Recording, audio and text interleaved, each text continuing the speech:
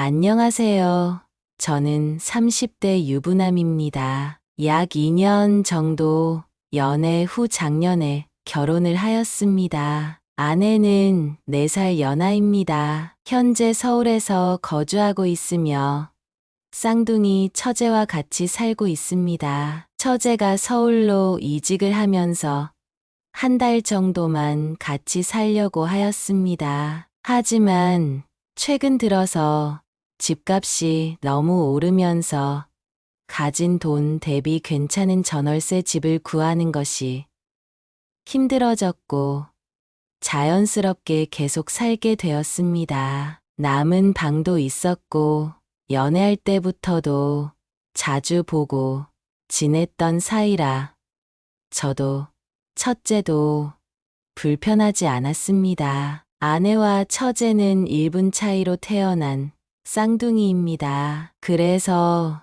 좋아하는 음식 된 취향도 비슷하고 얼굴이나 체형도 똑같습니다. 게다가 입고 다니는 옷 스타일도 머리 스타일도 비슷해서 연애할 때부터 저를 놀리곤 하였습니다. 하지만 약 3년이라는 시간을 알고 지내면서 많이 봐서 그런지 정말 자세하게 보면 아내와 처제가 구분이 되더라고요. 올여름 휴가에 다 같이 여행을 가려고 돈도 모으고 일정도 맞췄지만 시국이 시국인지라 해외여행은 갈 수가 없었고 제주도로 휴가를 가게 되었습니다. 오랜만에 타는 비행기와 여행 가는 기분에 저희는 엄청 흥분해 있었습니다. 숙소에 도착해서 첫날은 수영장에서 같이 놀았습니다. 물놀이를 한창 하다 보니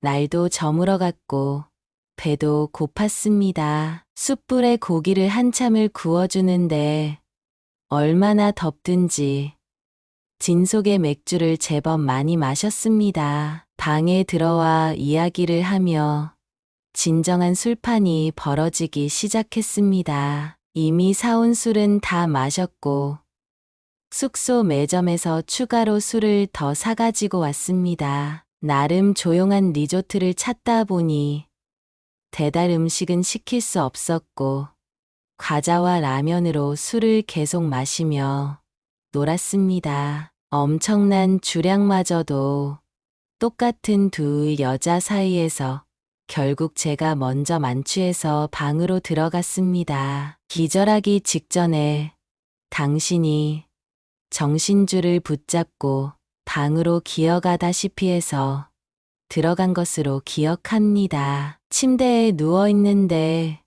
둘이서 얼마나 수다를 떠는 것을 듣다가 잠이 들었습니다. 한참을 자고 있대 유리병이 깨지는 소리에 놀라서 잠이 깼고 두 여자들이 완전 만취해서 비틀거리며 정리하다가 술병을 떨어뜨린 것이었습니다. 제가 치우겠다며 주 여자들을 거실 소파로 옮겨두었고 식탁과 주방을 정리하고 나왔습니다. 엄청나게 나온 쓰레기들과 빈병을 버리려 잠시 숙소 밖으로 나갔다가 왔습니다. 거실 소파에서 거의 잠들어 있던 두 여자들이 아내는 제가 자던 침대 위에서 자고 있었고 처제는 소파에서 누워서 자고 있었습니다. 저도 대충 마무리를 짓고 불을 끄고 방으로 들어왔습니다. 몸도 피곤하고 술도 깼는데도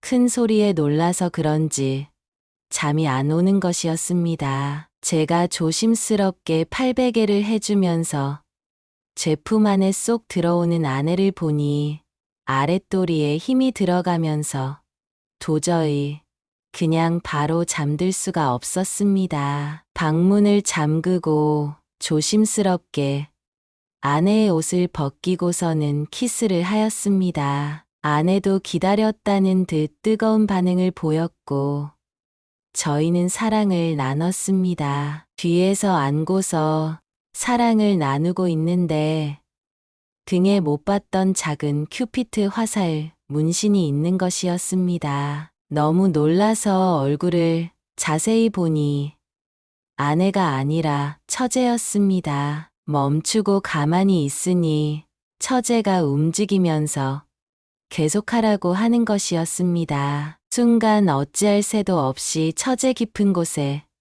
마무리를 하게 되었습니다. 술은 이미 화해버렸고 서둘러 처제를 못 입히고 소파에서 자고 있는 아내를 들어서 침대에 눕혔습니다. 아무 일도 없다는 듯이 잘 자고 있는 그 두 사람을 보다가 바닥에서 깜빡 잠이 들었습니다. 다음 날 처제가 아침 먹으라면서 깨우는데 정말 화들짝 놀라서 일어났습니다. 전날에 그 사고를 기억하는 뭔지 말을 꺼내면 뭐라고 해야 하지?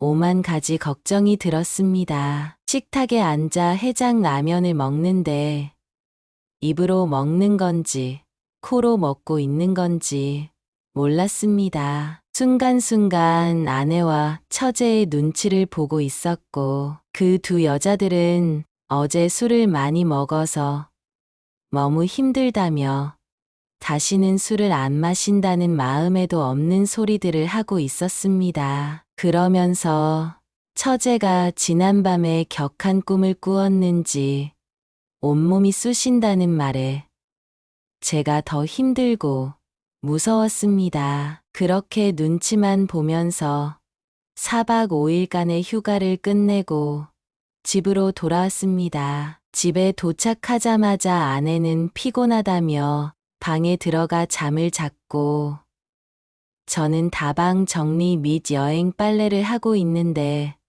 처제가 제 옆으로 오는 것이었습니다. 사실 그날 밤 사건을 모두 다 기억한다면서 말을 걸어오는 것이었습니다. 저와 관계를 가지려고 그 침대에 누운 것은 아니었는데 어느 순간 제가 올라타 있는 것을 알게 되었고 입김이 너무 좋아서 거부하지도 않고 모르는 척 있었다고 하였습니다. 그러면서 지금 자기 방으로 가자고 하는 것이었습니다. 언니 즉 제 아내가 잠이 들면 전쟁이 나도 모른다면서 제 팔을 잡고 끌고 가는 것이었습니다. 이러면 안 된다고 그날은 실수였다고 하였지만 저와 속궁합이 너무 좋았다면서 꼭 해야겠다며 저를 데려가 침대에 놓였습니다. 그렇게 첫째 침대에서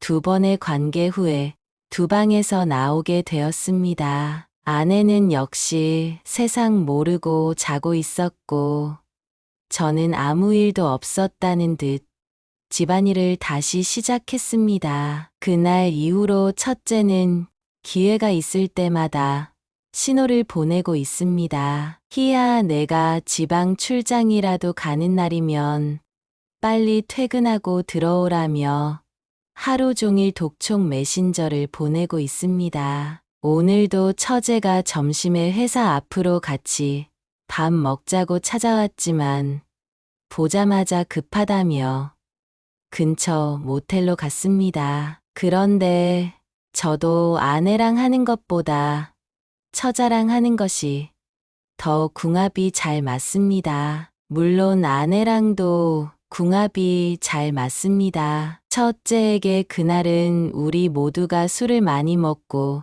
제정신이 아닌 상태에서 벌어진 사고라고 여러 번 설득을 하였지만 그때마다 그런데 얘 계속 같이 관계를 가지냐는 처지의 말에 대답을 못하고 있습니다. 처제도 같은 일을 하면서 멈출 수가 없다고 합니다. 점점 더 아내의 얼굴을 볼 때마다 죄책감이 밀려옵니다. 그렇지만 찾아갈 시간이 너무 좋았고 한동안 기회가 없어서 못하는 기간에는 아쉬운 마음이 드는 제가 정말 나쁘고 미친 놈입니다. 집에서 아내를 두고 가끔은 처제와 모든 것을 분출하며 즐기고 있는 제가 무섭습니다. 처제는 아무 일 없다는 듯이 편하게 행동을 하던데 저도 그렇게 살아가야 하는 걸까요?